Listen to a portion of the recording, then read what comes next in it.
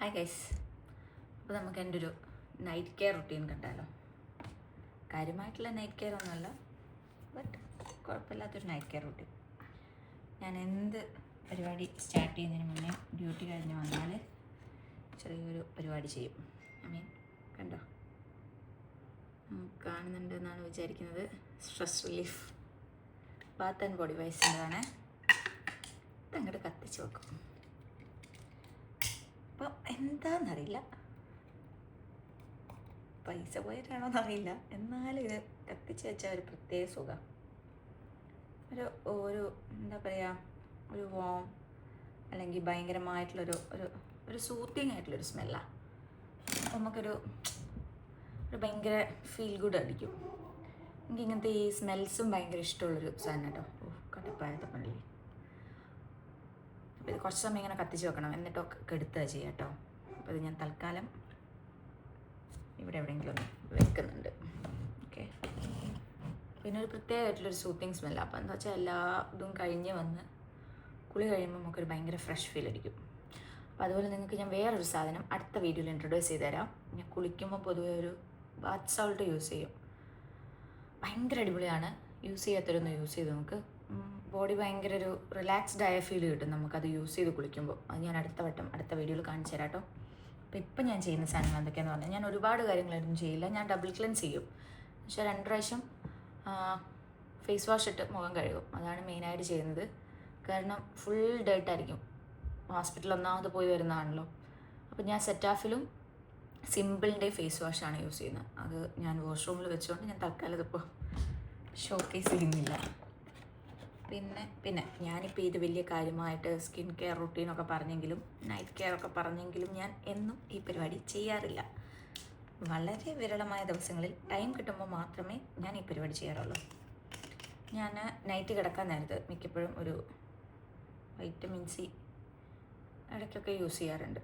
ഞാൻ യൂസ് ചെയ്യുന്ന vitamin C serum എന്ന് പറയുന്നത് ഒന്നിത് ന്യൂട്രോജീനയുടെ ഇങ്ങനത്തെ ക്യാപ്സ്യൂൾസാണ്.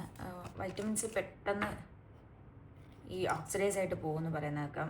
ബട്ട് ആസ് കമ്പയർ ടു നമ്മുടെ ഇന്ത്യൻ നോർമൽ ബ്രാൻഡ്സിനെ വെച്ച് നോക്കുമ്പോൾ ഇത് കുറച്ചും കൂടെ എഫിഷ്യൻ്റ് ആണെന്ന് പറയാം. കാരണം ഓരോ ക്യാപ്സ്യൂൾസ് ആയതുകൊണ്ട് ഇങ്ങനെ ഒരു ക്യാപ്സ്യൂളിലാണ് വരിക.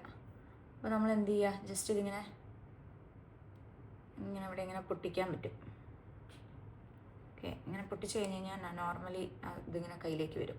അപ്പോൾ ഞാനതിങ്ങനെ ഇവിടെ ഒറ്റയടിക്ക് ഫേസിലേക്ക് ഡയറക്റ്റ്ലി അപ്ലൈ ചെയ്യാതെ ഞാനിങ്ങനെ കയ്യിലേക്ക് എടുത്തിട്ടാണ് ഇത് അപ്ലൈ ചെയ്യുക. എന്നിട്ട് ജസ്റ്റ് ഡാബ് ചെയ്ത് കൊടുക്കും. മുഖത്തൊക്കെ ആക്കി ജസ്റ്റ് ഒന്ന് കൊടുക്കും. പൊതുവെ ഇത് ഇച്ചിരി കോൺസെൻട്രേഷൻ കൂടിയതാണ്. ന്യൂട്രോജനിയുടെ തന്നെ ഉണ്ട് തോന്നുന്നു കോൺസെൻട്രേഷൻ കുറവുള്ളൂ. കാരണം ഇത് അത്യാവശ്യം നല്ലൊരു സാധനമാണ്.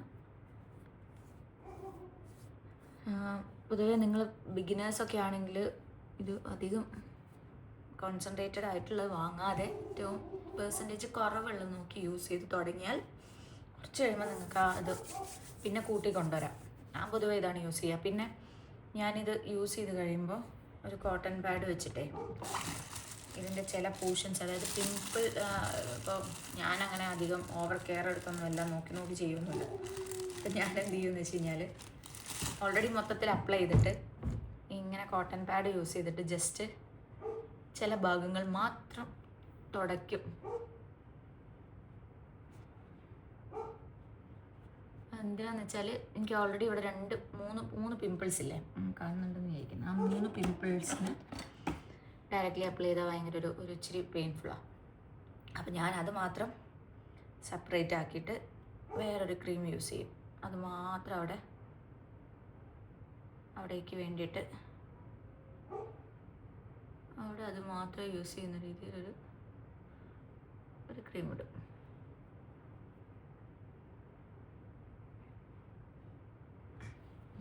ഇതൊന്നും ഞാൻ മുഖത്താക്കിയിട്ടില്ല കേട്ടോ, കുരുവിന് മാത്രമേ ആക്കിയിട്ടുള്ളൂ. അപ്പോൾ ഇത് കഴിഞ്ഞ് കഴിഞ്ഞാൽ പിന്നെ ഞാൻ യൂസ് ചെയ്യുക, ശരിക്ക് യൂസ് ചെയ്യാനാണെങ്കിൽ എൻ്റെ കയ്യിൽ ഒരുപാട് സാധനങ്ങളുണ്ട്.